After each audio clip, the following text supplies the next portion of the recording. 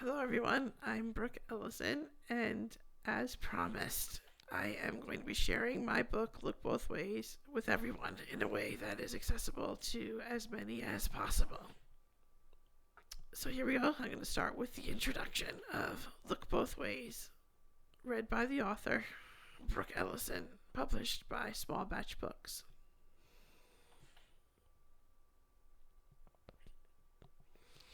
When I first conceived of this book, a veritable part two of other things I've written or have been written about me, I was of a mind that it would be decidedly not a book about disability. There are valuable understandings that I've come to sit at the very foundation of my identity that I felt are of equal value to everyone. The thoughts I've had to share are relevant to a much broader audience than what might be found in the fraction of the population likely to open up a book that references disability. And in many ways, I feel that same conviction now, to this day, even as I write this very paragraph. Bookstore shelves and Amazon search results offer an immense number of biographical and autobiographical texts that are designed to shed some light on the personal transformation people undergo after having experienced a disabling accident or life-changing medical diagnosis. In fact, I'm included in this very list of authors whose basis for writing rested solely on the occurrence and aftermath of a paralyzing condition, often contextualized in terms of inspiration or role modelhood.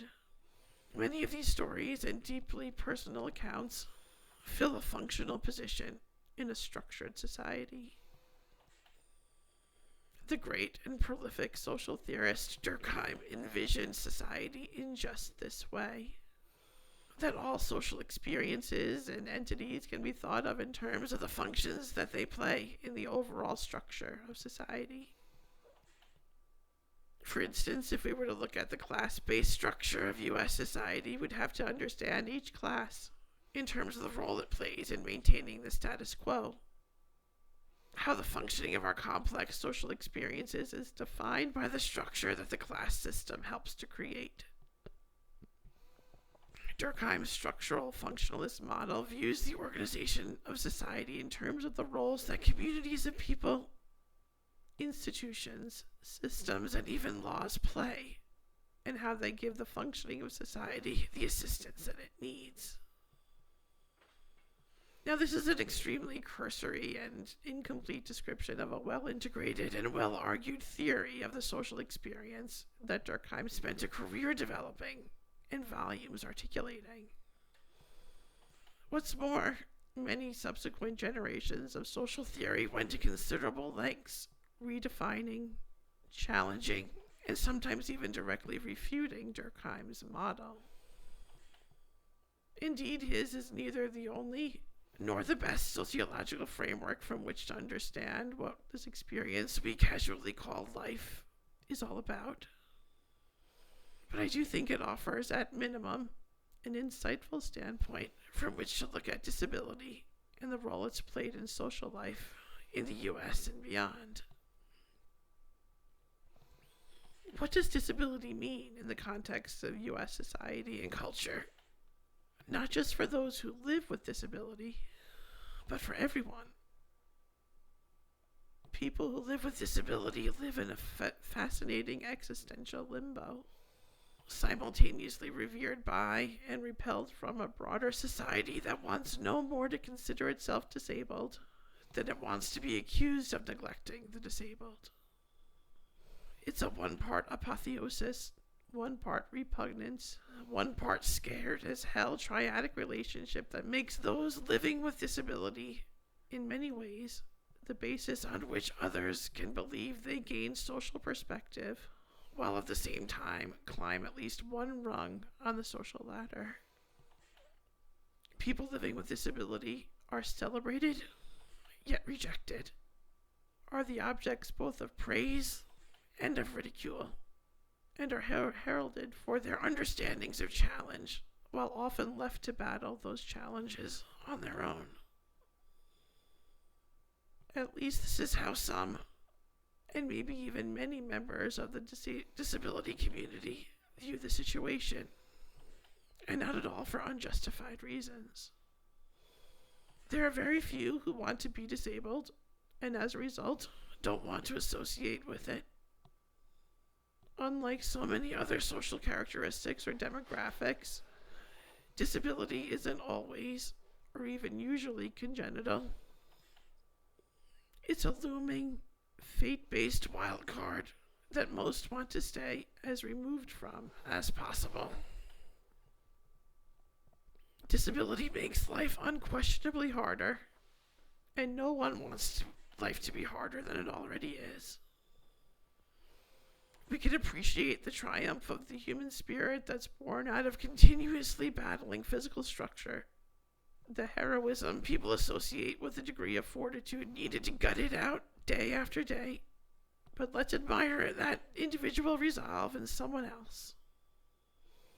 The problem with these admiration from afar notions of disability and its position in society is that it allows us to create a zero-sum, binary understanding of disability, something we either are or aren't. And by virtue of that binary approach, it is so much easier for us to view the concept as something we either do or do not have to pay attention to.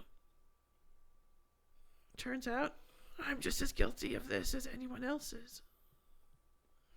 Even more importantly, this distancing of oneself from all things considered disabled is based on the fundamental misunderstanding that the losses associated with disability come with exactly zero qualifiers, and that the scales of justice by which so many of us heuristically understand our lives use disability to tip the balance toward unfairness. And that simply isn't true. So, in my initial conception of this book, I thought I would distance myself from references to disability, and in so doing cater to an audience that might likewise want to distance itself from disability. But what value would that provide? My initial intention was that I would share my thoughts and understandings in such a way that they would be all-inclusive, by refraining from mentioning disability. But the fact of the matter is, though, that these thoughts and understandings are all-inclusive because of their reference to disability. And that, I hope, is the central theme and takeaway from the book. That to view disability of any kind in terms of who does and does not belong to it is to shortchange everyone.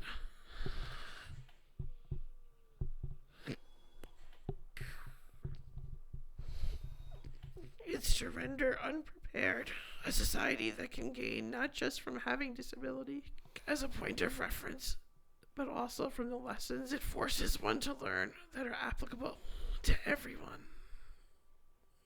While likely never something to be sought out or desired, disability, whether it's in the form of paralysis, deafness, blindness, or any other ness, is not something to be feared or distanced from.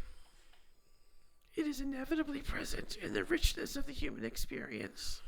It has taught me as much about who I am as it has taught me about what we all can endure. It's impossible for me to disentangle my thoughts and perspectives on the world from the events in my life that have precipitated them.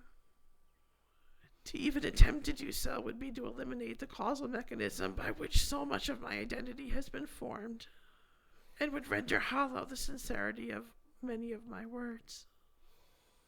I say that with the fullest admission that I have historically understood myself only very minimally in reference to anything disability related, and that countless numbers of people can speak very sincerely and meaningfully about lessons about life without ever having experienced its most humbling adversity.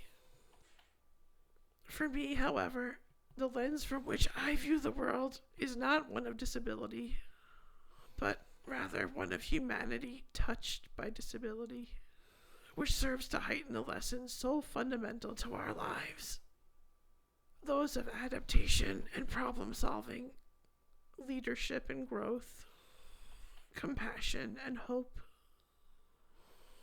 These are the lessons of disability. These are the lessons of life.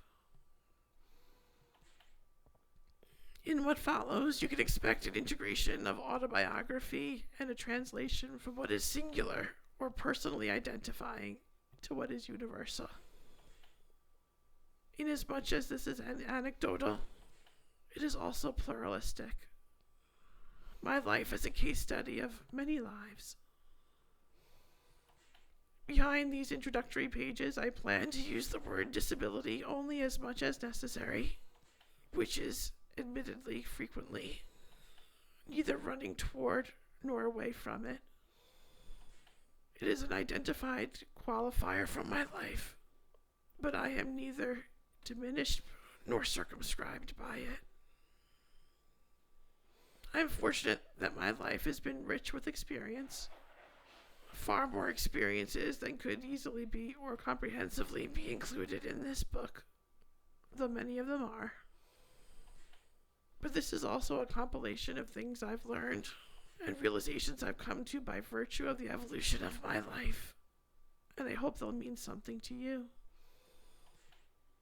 So I'll conclude this introduction with a quotation from one of my very favorite writers and thinkers, who's also helped me shape the way I view my life and find meaning in it, David Foster Wallace. The most obvious, ubiquitous, important realities are often the ones that are hardest to see and talk about.